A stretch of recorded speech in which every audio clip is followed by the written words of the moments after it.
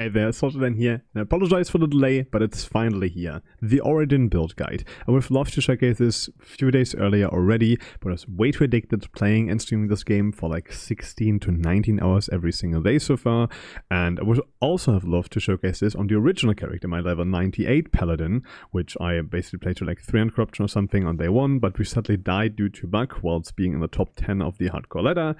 Now, I just continued playing this on softcore as a Void Knight Warpath, but that's a different story I'm not going to cover right now. So I'm going to showcase this on a very fresh character. Level 81, just hit Empowered Bonus and above like 6.5 hours or something. So I'm going to showcase this on a 100 corruption, but this will basically play the same on 100 compared to like 500 corruption. It won't really change at all, because you can basically tank everything and your scaling is absolutely linear. The more you play, the more damage you will just deal. It's really insane, like probably one of the smoothest builds I've ever played. I'll give you more pros and cons and show you how it plays in a second. But if you want to skip any of this and you don't want to see every single explanation about my passive points, my skill points, my gear choices, items, or just very, very important stats, or which stats are prioritized and all these things, you can just go into the description, click the first link, there's a planner. Again, has all the progression in there. The second planner link is just to showcase you some of the unique items you can use in the end game if you really feel like grinding even more for like high LP, very rare uniques. Just generally best in slot uniques for each slot if you can afford that.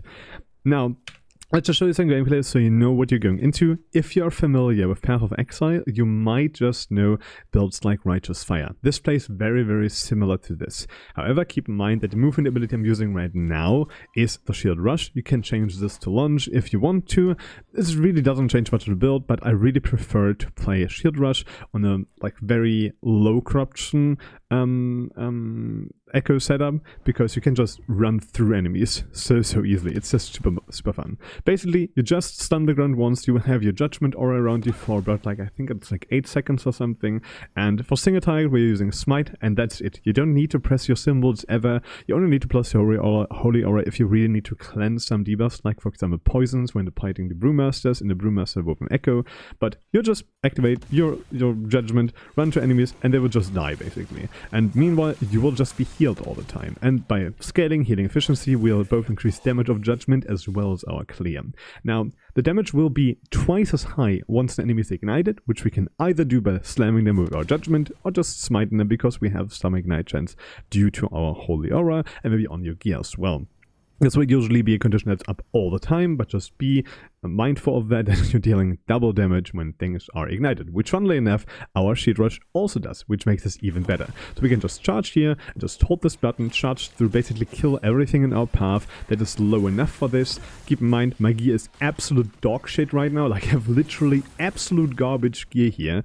That's not really doing a very good job, and you can basically deal like, I don't know how much more damage, but way more. I'm really confident you can hit up to like around 100k or something for the dots on enemies, and probably even more, like 200, 300k maybe even, if you're really pushing it with a lot of just pen and all other stats. So you can see this is like everything is just dying. We don't really need the other playstyle where people just go into a lot of Judgement spam casts basically and spamming them consecutively on the same spot, but you don't really have much clear that way, right? But we can just charge through everything, and again, if you have enough damage, you can just charge through all of these enemies without ever stopping once and just killing them with your charge already, which I currently have to do sadly, but this will change when you acquire more gear. Anyways, so much to this. Let's go over the items and the build itself in detail. I'm gonna showcase this in the Last Epoch Tools planner, so it's way easier to follow. But you can just do the same in-game, but I think it's more easy there because this character isn't really decked out to do anything, right? The gear is dog shit, like I'm currently wearing in 1 LP Unreef without even a stat on it, or just very shitty Communion of the Erased. So this is not a character I want to show. I want to show the optimal things and explain why they are optimal and why they are good or why they are bad. So let's go over this, and I'm gonna take my time to go through all of these things. First, we'll be covering the passives, the passive progression on this tree. Again, like I mentioned earlier, you will have like a progression slider down here that you can just take and see where I'm going with this. The start for Sentinel is very simple, very basic, right? It's the first 20 points basically on every Sentinel tree that are sort of similar, so to speak. You'll start 5 points in Juggernaut, best defense in the game. I'm not going to talk about this too much because this is like a considered endgame build, so I'm just going to briefly cover this. Put 5 points into Juggernaut, then 5 points into Armor Clad. Once you have this, you can finish these points in Juggernaut, put 1 point into Fearless, 1 point into Stalwart for later for the block chance, and then 5 points into Time and Faith. This will be useful earlier for Rive, but later on for Smite as well. Now we go into the Paladin tree, and here the progression is very similar as to many other builds in the Paladin section, basically, where we just take the first few things we can get. We need Defiance, because this gives us elemental resistance. Awesome note, really nice, and also Attunement, which will become more important later on, as Attunement is one of the best later game scaling stats we can actually get on our gear, because we have so much of the other increases already. Now, this is important because we get Endurance Threshold. Endurance Threshold is a stat that's really important to us because we can gain up to 60% damage reduction while we are in the range of our Endurance Threshold. We can push this to up to like around like 3,000 kind of easily in the later game gear. Earlier it's probably around like 1 to 2k, which is about like half your health pool depending on your gear again, but this is really helpful to acquire a lot of defense against very large hits or just increase our health pool in general without actually increasing our health. Now, put 3 points into Honor, again, not for the block effectiveness here, which is also a really good stat, and we want to push more of this, but a 3% block chance, and it's kind of hard to come by, honestly, on most of the gear pieces, or just in general, so block chance here is really powerful. You can technically change these points to something else later on if you want to, or if you're like overcapped on block chance, so keep this in mind, but usually these will always stay in, especially because we want to have at least 1 point in there for Heaven's Bulwark, which is really important, as both of our skills, which is Smite and Judgement, both can scale a lot with spell damage. For example, Judgement has an effectiveness of 375%, which is amazing. We'll also gain a lot of spell damage or flat spell damage by stacking healing effectiveness, but this in the beginning is really powerful. You can maybe take this away later on if you feel like doing so. Now, we just use Valor here to just bridge the gap basically and use the points we need in order to reach this note here. This is still a good sort of passive point investment, however it's quite lacking compared to others. The health is kind of low, the endurance we are usually easily capping with just one singular stat on one item. The healing effectiveness falls behind of like everything else, like Holy Icon, or especially with alignment, and Holy Icon is also really good for essentially just 5 points. It gives some health region, which we don't really care about. It's again just for the progression here to get some points and to get the health, necrotic res, healing effectiveness, and all things considered, just really nice investment in itself. You could technically, if you want to, or if you're already capped on necrotic res, just go 5 points into Heaven's Bulwark. Is pretty good as well. These give technically more damage increase than the healing effectiveness. However, I do prefer to have 5 points in here, but those are kind of modular. Those are not like hard points you have to take. You can change things around or model them as you like whenever you're higher level. Now, alignment on the other hand is really fucking good. It's 15% healing effectiveness per point. A really important investment in my opinion, and probably the best 5 points you can invest here because it increases your healing to yourself, which is also a really big part of our defense. It's important that we have this very high, and once we've done this, we are going to progress up here. We go 5 points into Sanctuary Guardian for the auras with a shield, which again helps us just gearing and completely ignoring res for the most part, and also for some cast speed, which is important for our Smite. This will become less important later on for damage, but more for healing, as Smite is more of a healing tool later down the game, because we are just gaining so much healing effectiveness, which scales Judgement, but Smite not so much. Smite just scales more with damage effectiveness by just adding spell damage, or just damage over time, or spell damage, the flat spell damage, not the increased spell damage, but all these stats considered. Then we put 4 points into Shield Wall, which again gives us block chance, really nice stat in itself. Also stun duration isn't really too important. The dodge chance is irrelevant because we basically don't have any dodge at all. Then we put 1 point into here. You can go more points into here if you want to have more armor scaling. However, I don't really think it's that important, as we have lots of armor and basically cap out on armor really easily due to all the items we can use. So it's not really too important to get the points here. We just use this to travel into Prayer Aegis, which is a really good node in contrary, because it gives endurance threshold. 5% per point isn't really too much, but the 5-point bonus is really important, as we gain 7 per 2 attunement, which is a lot more, because usually you will have around like 50 in the end game, maybe even close to 100 if you have some more proper gear. So this is a lot of endurance threshold that we can gain here. Again, this is a huge amount of defense. You can technically skip out on this if you don't want to, especially because the nodes itself aren't really too potent if you have enough endurance threshold already. However, it's a stat that's really hard to come by, so I think the 5 points here are very justified. Now, we just put 1 point into Covenant of Light. This is a really good node later on, but usually at this point in the game, you don't really gain too much effect out of this. This will become far better later down the line, especially with more levels in Holy Aura and Symbols of Hope. I personally feel like Divine Essence here is a nice pickup. You could also go for Righteous Firebrand already at this point if you need more damage, but usually we just wanted everything at this point until like 200 or something corruption, so it shouldn't really matter too much to take this, but if you're feeling like you need damage, grab this instead if you have a lot of healing effectiveness already.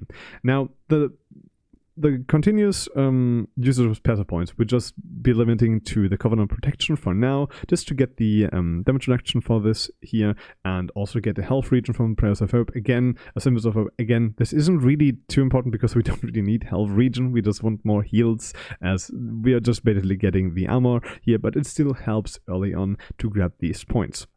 Now, afterwards, we are just going to put 5 points into Void Knight to get the damage reduction here for Void and Physical damage, and also, again, some free res for Void and Physical, which we are actually lacking. These aren't too easy to cap. Basically, the only resistances you have to cap yourself with some stats on your gear will probably be Physical, Void, Poison, and Necrotic. You can do this with Blessings, you can do this otherwise, it really doesn't matter too much.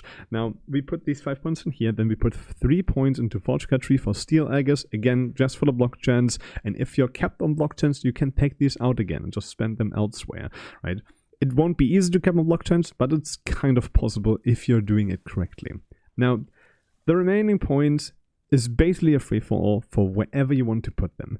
I personally, again, will do just Firebrand for now, so I have all the fire penetration, which is a really important stat, honestly, just increase our damage a lot against bosses. Then I personally would put 12 points into Reverence of Duality just to get our health up. If you're not playing hardcore, you can skip this part probably, because this node is really actually quite awful. Doesn't give really much damage, doesn't give much heal effectiveness. Mana is completely irrelevant for us, or sort of irrelevant until the very late stage of the build, and health is really good, but that's basically it. There's nothing more to this than the health increase, which I find quite nice. Now, then we go into 5 points into the remaining points in Covenant of Light, again for the increase of the effect on those abilities, and put a 5th point into Divine Essence to have a very high uptime on this. 4 points technically are enough, but sometimes you're just dropping to like 2 or 1, which isn't essentially great, because these will give reduced damage over time by 5%, and I really prefer to have at least 3 of them at all time, because I think that's really good defense layer. Now, the remaining points we're just putting into any ability you want. I'm here finishing Alignment and Holy Icon, because this helps me cap my Necrotic Rest easier, and also gives me some health. And then remaining points you can put elsewhere for some more spell damage, or into Attunement, or into Defiance nodes. You could also put these into the Covenant Protection. Again, this is really good for armor mitigation, and it also gives you a lot of armor as well. These points are very good. If you need more damage and more clear speed or more movement speed, you can also go into Covenant of the Minion. You could also technically put these points more into the Prayer Aegis. Wherever you want to put them, it's probably a good place, because Paladin has so many nodes that are so great. And the spell damage, again, if you have really high amounts of healing effectiveness, this will become less and less great, so 5 points here would technically be enough.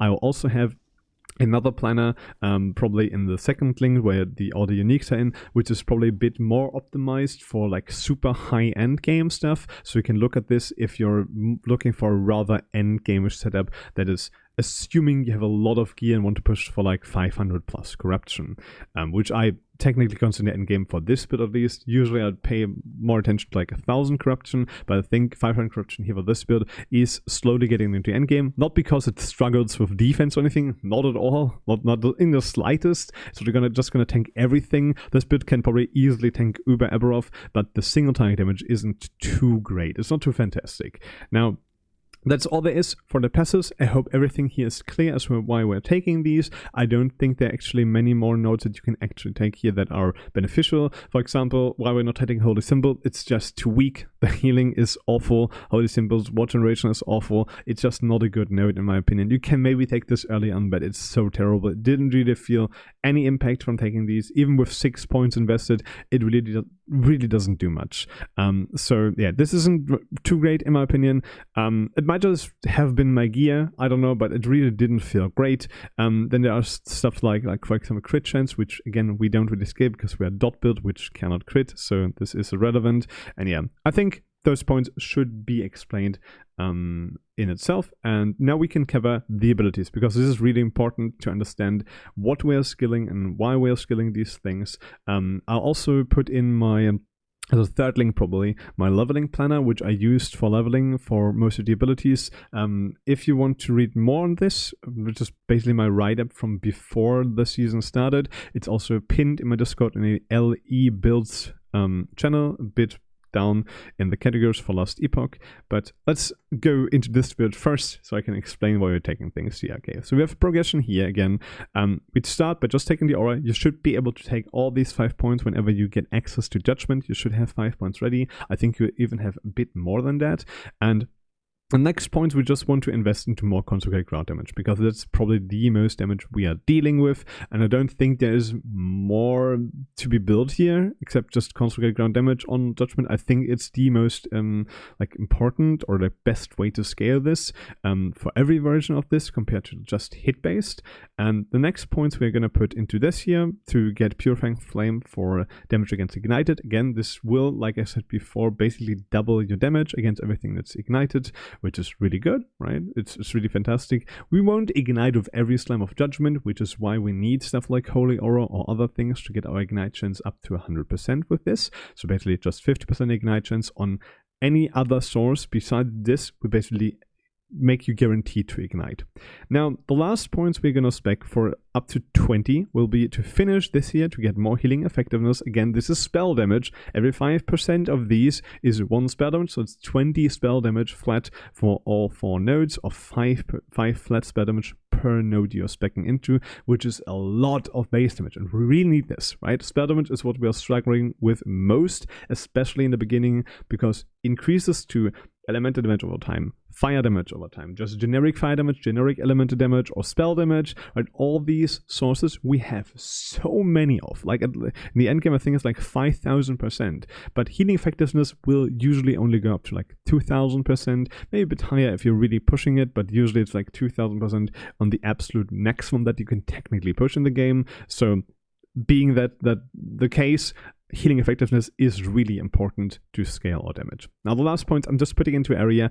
You could, however, argue and not do this and be like, okay, I just want this for single target. I'm just clearing with Smite, which is totally fine. You can do this and just invest these points into the mana nodes instead. Just take all 4 points out of here and put all of them into Pious Offering, or put 1 of them in Pious Offering, 1 of them in Deliverance, and then 1 in Urgent Inquisition, and the rest into Pious Offering. That's up to you if you want to do this. I don't really feel like this actually achieves much. The more damage is nice, and you usually don't have too much mana. You can stack a lot of mana and go this route and just use the aura like a persistent damage ability, but it's kind of hard to sustain this, so keep this in mind. This is why I'm not doing this. It can be done on the very high end game, but before that it really doesn't achieve much and just makes the build way more annoying to play.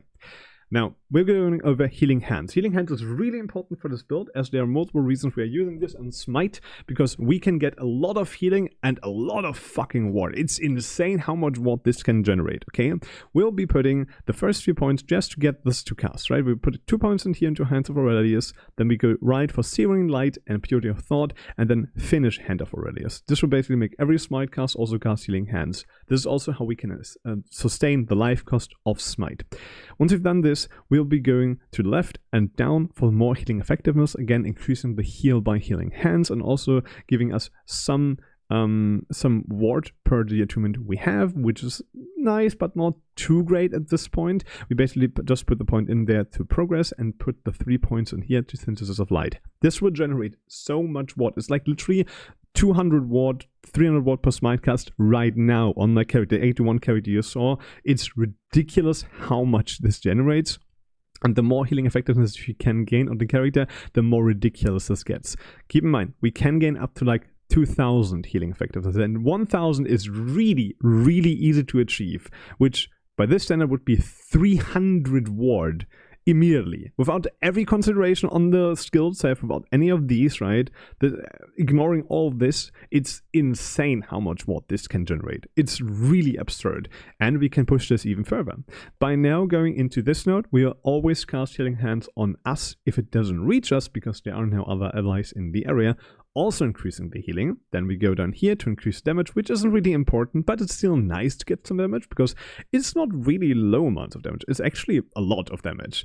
And then we go down here for Virtue of Patience to even get even more damage and even more healing. Also some area. Cast speed is relevant because we're not casting this manually, right? We're also not using this as a movement skill because I think it's just a wasted skill point. It's nice to move with, but Shield Charge and or Lunge are both just better options in my opinion. Now the rest of the points basically go into these. This 1 point to Bane of Evil, you can take both Halted Scourge and Turn Undead. These are really cool. It's just more damage against Undead and less damage taken, so both things are really good for defense, so it's really great in my opinion, because you always hit these enemies with the respective damage ups, or just basically hit them with Healing Hands, because every smite will apply Healing Hands, which in my opinion is really good. And then the rest of the points would just basically go into Guardian's Chant if you want to. You could also put it into the Vow of Restoration if you want to, or you could put it into Urgent Healing. Both also work kind of fine, but I do prefer Guardian's Chant just to have some more ward per second. Because we have so much healing on our build already, which is basically wasted. Because if I heal like for 10k a second, but I have 3k life, I'm wasting 7k heal, right? But this will just stack on top of this, which also makes Ward Threshold a really good stat.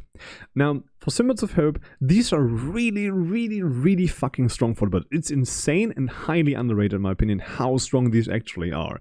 It's ridiculous. So, first of all, we'll just be traveling to both of these, right? We'll travel up here to get Tetragram, to get one additional symbol. But the beginning is kind of slow in symbols, it gets better the more you invest into it. Then we put 3 points up here into Sign of the Guardian. Now, once we are done with this, we travel down and grab the next symbol, which is the 5th symbol. So now we have 5 symbols active all the time, which each give us 18%. And keep in mind, you can increase the effect of this, of the passive bonuses, with passives that we've spoken of before, up to like, I think it was 20% or something, or 16%. I think it was 20%, which is a lot, right? These will get increased as well as the healing effectiveness, and also stuff like Endurance Threshold. Again, really important stat in my opinion, and also the block chance here as well. Now, once we're here, we use the remaining 5 points basically to get up here, to get 2 points at least into Decree of Flame. Now, as you can see, there are 4 more points, and it's really important in my opinion that you get levels on symbols. Most of the other spells don't really benefit too much of this, like for example, Judgement gets a slight damage increase, which is good, like levels are still great. Healing Hands get some slight more ward and some less damage taken if we hit enemies or something like this. Again, also okay, quite nice, not really too interesting. And I'm not talking about Holy Aura, but Holy Aura doesn't get much. Honestly, it doesn't get anything, actually. That's really important. But Symbols of Hope is really important to get levels on. So if you are ever in a picker where you have to pick one or the other, pick Symbols. It's great, it's fantastic. Now, we put the remaining points here into Decree of Flame, which is really important to get the flat damage. Again, we don't have too much of this. This especially helps with damage of Smite. The further you progress into the game, so the further your healing effectiveness increases, the less important this becomes. You can actually, technically, go and respec these, take these points out and just pump more into Invigorate for more healing effectiveness, or if you don't have the points already, into Iron Symbols. Both of these work.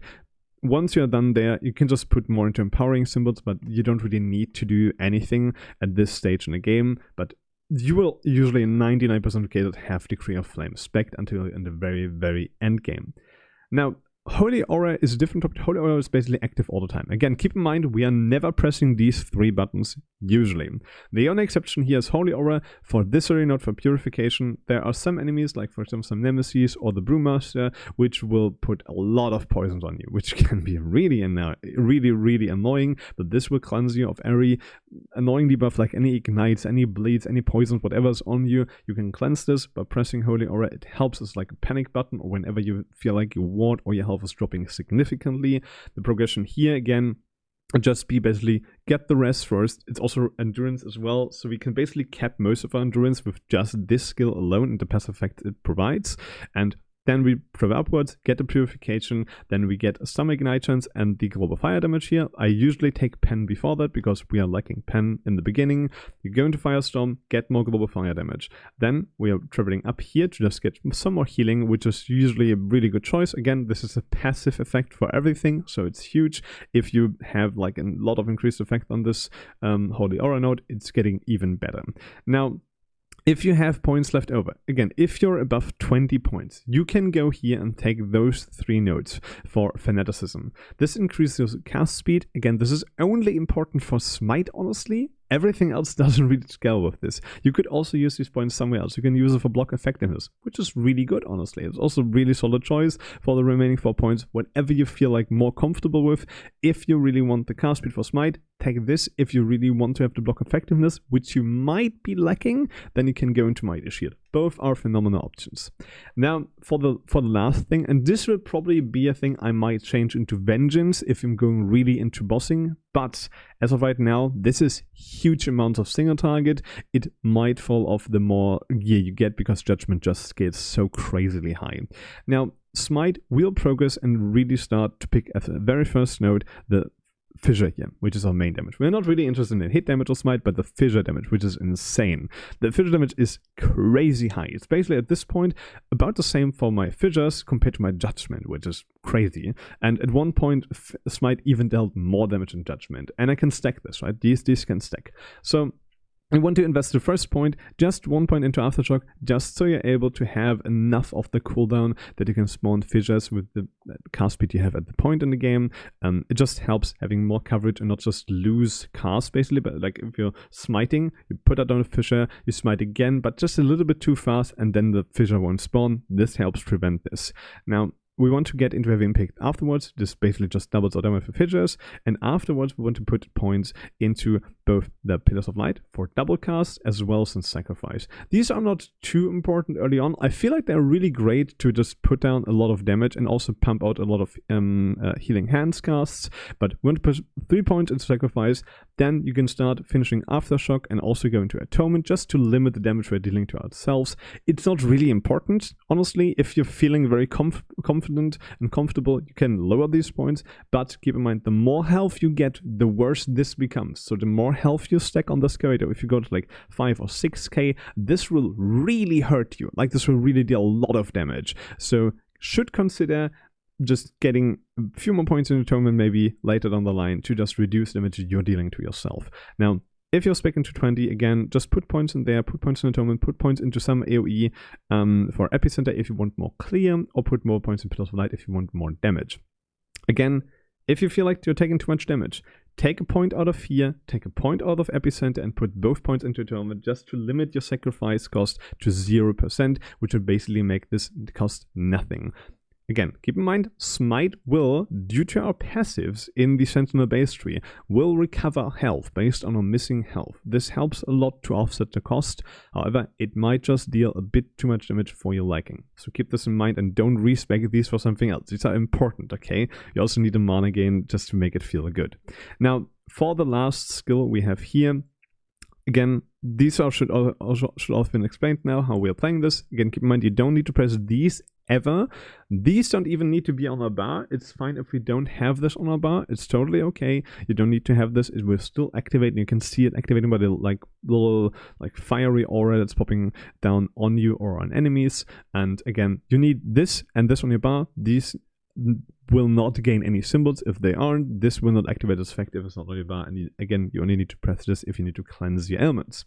Now, with all this covered, let's go over the gear finally. It took a long while. I know this guide is going to be a bit long, but I'm I want to cover everything in detail so everybody is on the same page here.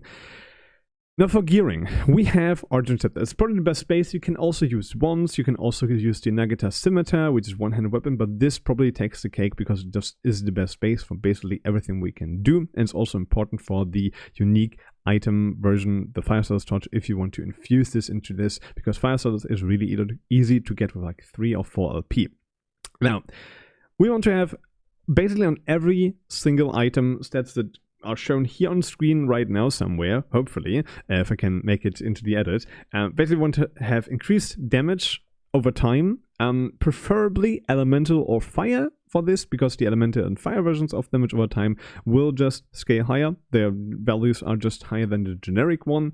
And then just fire damage, spell damage also works. Cast speed again, only for smite, so not really an endgame option. And if you can, try to get fire pen. We used chill and slow here as additions on the suffixes, which are really unimportant, right? These are not important at all.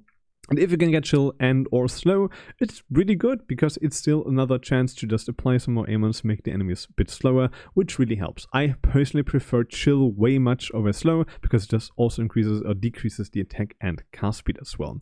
You can again use any other wand, scepter, or the Nagata Scimitar with flat spell damage as a prefix modifier if you really want to, but this basically is the best option here for damage overall. The melee damage is completely relevant. For our shield, we basically want to have an Iron Glass shield in my opinion. There are other options as well for more block effectiveness if you don't really want to utilize Iron Glass shields, or you have already 100% block chance due to some gearing circumstances. You can choose to use Dawn Shields for 100 block effectiveness, or even Carapace Shields to just easily cap your poison rest. This also helps early, or Mountain Shields to get more endurance. Whatever you're lacking, you can just substitute this with your gear or with the shield of your choice, or whatever shield you find that's best. But usually, if it would be a perfect world, you would try to get Iron Glass Shields. Again, the stats here, block chance is really good, healing effectiveness is really good, reduce damage taken on block is really important. The more block chance you have, this is why block chance is more important than block effectiveness, because if you constantly block and constantly take 70% less damage, this is unaffected by your block effectiveness, which basically, as many other stats in the game, have hard diminishing returns, right? The more block effectiveness you scale, the less percentages you gain for each point of block effectiveness. This stat, however, is completely separate from this, and it helps a lot with your defense. It's insane how much this carries, and basically on every gear I'm showing here that has the option to, they will almost always have health, because it's really good for a bigger health pool, of course, because you want to take the big hits and then heal them back, right? A big health pool is really important. If you have very little health, no matter how much you're healing and no matter how good your endurance is, if you're getting hit by too much damage, it will not save you. Now, for the body armor, here I'm using a Champion's Regalia. You could argue to take a Solarum plate here for the endurance and fire damage. Both fantastic sets, really good, and you want to make sure about one thing in this gearing as well. There are three stats we don't want to overcap. First is endurance. If you have 60% endurance, you are good. That's your limit. You cannot gain more percent endurance. Endurance threshold, however, as high as you can get it, basically, because it will basically almost always be less than your actual health. Now, if you've kept endurance, this is good. The second set we want to make sure that we are capping is the one also found on Lana and Greatham, which is the implicit there, reduced bonus damage taken from critical strikes. You can either gain this from the helmet itself or from the mod I've sealed here in this example item, which also gives you armor and reduced crit damage or reduced bonus damage.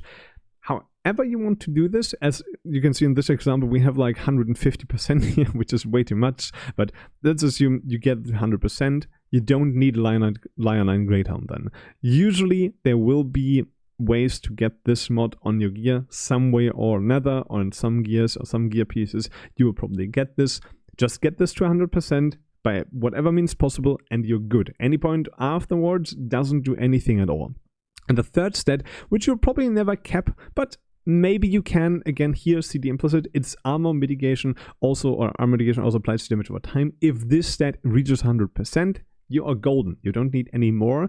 It's really helpful. It's not really important because it changed how damage over time deals. It's still something that really can hurt you a lot, so I would highly recommend it, especially because we do have so much armor and can therefore mitigate a lot of damage that we would usually take. As you can see, if like 12,000 armor here in the average calculation, right? Minimum calculation is like still 11,000, which would basically mitigate our dot damage taken by up to 80%, which is crazy. That's a lot of mitigation here, so it's really important to have these stats on some gear pieces at least, just to utilize your armor for some of these hits.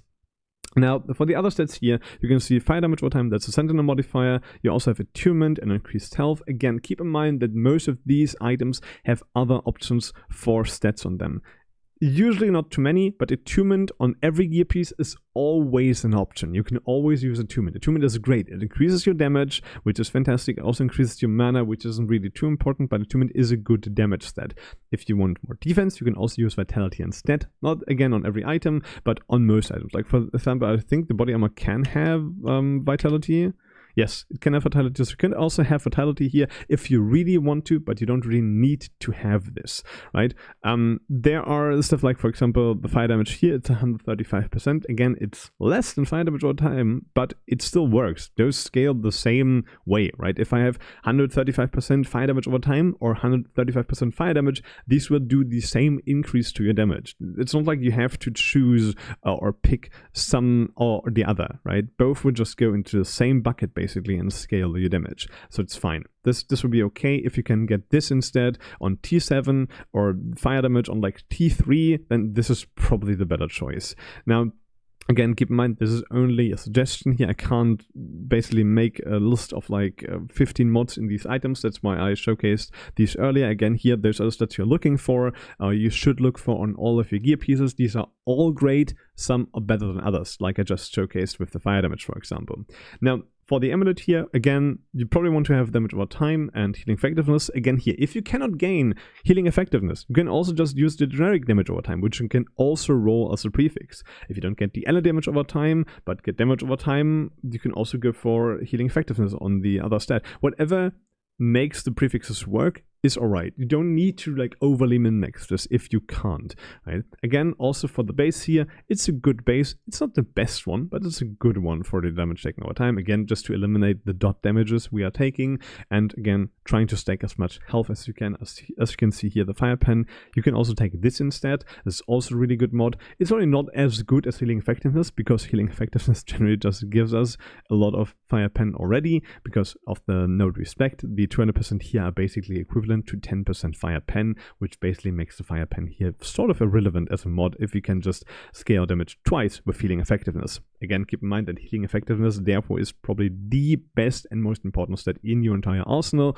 and damage over time modifiers are just generally something you put next to that and additionally to that. The same goes for stuff like fire pen on the scepter, right? If you cannot get fire pen here, it's not the end of the world. It's still sad, but it's not too terrible, right? But these sort of work. And you can see all the items are sort of similar. It's always elemental or fire damage over time if we can get the mod. If it's not available there, just generic damage over time or just generic elemental damage or spell damage also work, combined with health as much as we can. There's only one thing that you can see that's sort of interesting. We're using Zerik's set bonus. This isn't too important, okay? It's a nice set bonus because the stats we can get, for example here, the increased damage over time, is actually higher than the normal damage over time you can get on gloves. Funnily enough, that's just better. Of course, you cannot get T7 on this. You can only get like T5.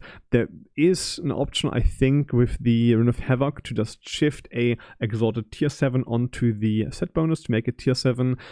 But it's not really easily achievable. But keep in mind, this can still get you a lot of damage. And if you get both sets, you will get some necrotic damage, which we don't really care about. What we care about here is the mark for death, because that reduces all resistances by 25%, which is amazing. Right, that's great.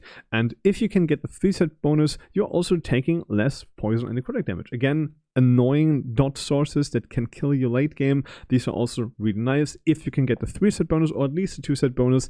If you can't, it's not a big issue. This is not reliant on the build. You don't need to have this. It's not super important. It's just a nice addition if you can squeeze it in. The same goes for the experimented mod here as well. The ward decay threshold, as we are generating a lot of ward with smite and healing hands and maybe other mods that you can also get.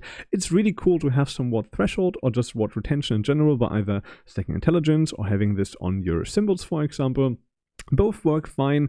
I would recommend to take this, but it's not too important. Again, this just helps you some way or another. You can also use the cleanse mod here if you don't really want to use your Holy Aura or rely on that to cleanse your debuffs. Now for the rings, there are many more mods I think on these that you can use, especially for the suffixes, but here again, those are the best technical 5 mods. You can also change something for the block chance if you don't really want that. I personally think the mod is really strong, especially for defense. It's basically like, view this as like a 5% sort of less damage taken modifier in the beginning. Later it's like 4 or 3%, if you can get a lot T7 that is, right? But it's really strong early on, especially because you can mitigate so much damage. It's not super important, however. On the Relic, which is probably one of the more conflicting items, because there's so many things you need here, you probably want to use a Solar Commandment as Relic. It's the best base, it gives fire damage and healing effectiveness, again, pretty good stats, and if you can, this would be the absolute best possible case. Try to get Judgement and Symbols of Hope as T7s here. You probably won't, but it might be possible. For example, if you get 2 T7 suffixes, right? You just put one T1 shard as a prefixes, just craft on the Judgement, +1 level and +1 level of Symbols of Hope. Then use Runes of Havoc in order to shift the T7s from the suffixes to the prefixes. Again, if you're lucky, it's some RNG involved here, but you can make it. You can do this, and then just hope you can seal the suffixes or just reroll them into frailty and health or something similar. Again, levels of Holy Aura also would be great, would be fantastic, but as I said before, Holy Aura doesn't really do too much with the last 4 points, so this is really not important. You can also gain something else there, like Attunement or Vitality, whatever makes you feel happy. Just be sure that, again, as I mentioned earlier, you want to fix your res. You can see I didn't fix my physical and poison res here. Also, my void res is terrible. You can do this either by using the small idols here that can also generate some resistance, or just use it on some of your gear that you have some resistance there. You can also, for the poison and physical, technically go into your passage tree and go to your Void Knight and just put 5 points in here, which is another 20% res, or use your blessings, right? I've not talked about blessings because I think these are too general for most people, but you can, for example, use armor here, or you use the physical resistance here, which also help, and ruin threshold. And the finished planner will have most of these in. I'm not really too sure on what to put where, but the finished planner will have the correct blessings in as well, so keep that in mind. These are usually more subjective, or it's just an option that you could choose once. I'll have these finished. I didn't finish these now, but I don't think it's too important. Anyways, these will generally help you cover your res as well as your gear. If you can't do it on your gear because you're just completely decked out of the most perfect items in the world, then you obviously need some poison and physical res, but there are, again, the blessings to take care of this. I think that's basically it for the most part. Keep in mind, for example, for helmets, again, you can also use Solarum Great Helm, again, Endurance Threshold, nice, fire damage, nice, it's good damage if you're already kept on this stat by the Armor Hybrid mod, which you can get on some items. Basically, I think most items have this as a suffix. But yeah, this should be basically everything covered for this build. Again, as a reminder, I want to make sure that you understand this. Cap your res, basically overcap them if you can. If you can get them to like 100% or something, you're good to go against things like Marked for Death, which again we just talked about, reduces res by 25%. You want to overcap slightly to be safe in the higher corruptions, just to make sure that it's just drilled into your heads. You also want to have endurance at 60%. That's your hard cap for this. You don't really want to invest too much into stats like armor, because again, armor as well as other stats have diminishing returns. The 12k, that's the difference between maximum, right? Maximum is like 13,500, and if I have almost 2,000 armor less, I only lose 1% mitigation. So it's not really too important to push armor too high. If you have like 6,000, 5,000, you're probably pretty good. It's like 60%, I think, at this point. And doubling it will only get like 1/3 of the bonus on top. And keep in mind, armor is less effective against everything that is not physical. So again, it's not really too important. Don't stress yourself too much. You'd rather try to focus on getting block chance as high as possible, as well as getting your armor, the block effectiveness as high as possible. Like 2k is probably okay. 2k is probably enough, but block chance, try to get it as high as possible. And these are probably the most important stats as well as the critical strike, either avoidance or reduced damage. I think reduced damage here is easier because there's so many more better armor bases that have this mod. I think there are some on the boots and the gloves as well, and that you can utilize to finish this mod early on. And besides that, just stack health. Health is the best defense you can get. It's still the best thing you can do on every single item. Try to prefer the percent health over flat health. It's usually better. And if you can't choose either or, try to use the hybrid health modifier before choosing the percent health modifier, because it's still a little bit better, a little bit more health per mod invested. But yeah, I think that's basically it. There should also be a loot filter in the description that I'm using right now. I can't really 100% recommend this, as I do tend to change my filters a lot during the time. I will also link a video by Rex, which basically talks about setting up a universal loot filter that you can choose for yourself, where you can just click all the stats. Again, the stats can be seen here for a third time in this video now, which you need in your loot filters or where you need them. And if you followed the guide, you probably know where to expect and where to find all of these. I hope this helps. I hope there are no more questions open. I think I've explained everything. Again, this is unique idle. I didn't explain this. It's just hit enemies, hit rares, uniques, and get fire damage. It's insane. It's not so great for mapping, but it's really great for bosses. It's just 40% more fire damage. It's amazing.